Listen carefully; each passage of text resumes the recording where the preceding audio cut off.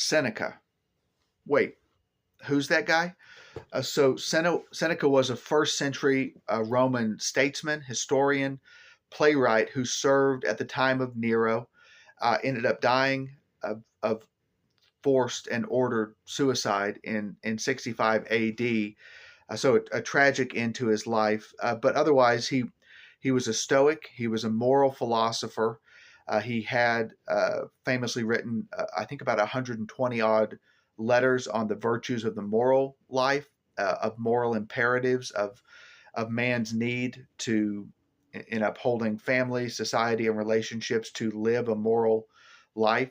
He had a number of works on the shortness of life, on mercy and its practice. So, humanly speaking, a good man who attempted to live a moral and virtuous life. We could say one of the tragedies of the life of Seneca. I mean, he wrote tragedies, so he was well acquainted with things not reaching a happy end.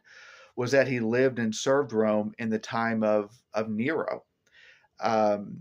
There seems to be in his writings, although he had to be veiled in a manner of how to say it publicly and politically at the time under the then emperor, but he was torn in attempting to advise a younger Nero to a path of moral virtue and service to the people of Rome. But clearly that went very much off the rails as Nero morally and then mentally declined quite rapidly.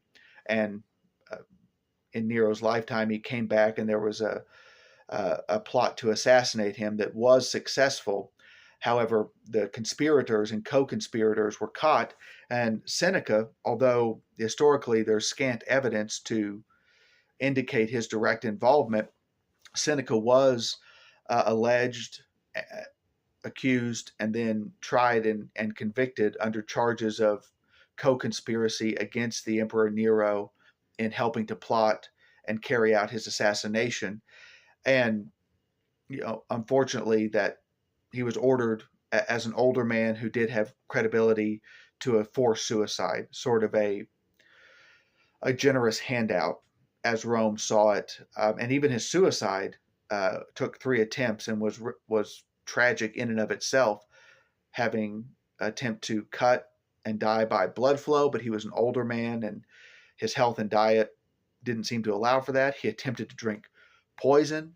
That also was not quickly effective, and so finally he just inhaled steam in an otherwise toxic bath, and that was how he met his end. What we can learn, I think, from the life of Seneca is that even morally upstanding and virtuous men who attempt to live well can still have a life that is profoundly and negatively impacted by their circumstances. Who knows what might have become of the life of Seneca, at least in its end, had he lived under and served at a time where the emperor was Marcus Aurelius. It probably would have met with a different life in terms of stress, and also a different end that probably would not have been tragic as it was. Well, thanks for listening. I hope that was helpful.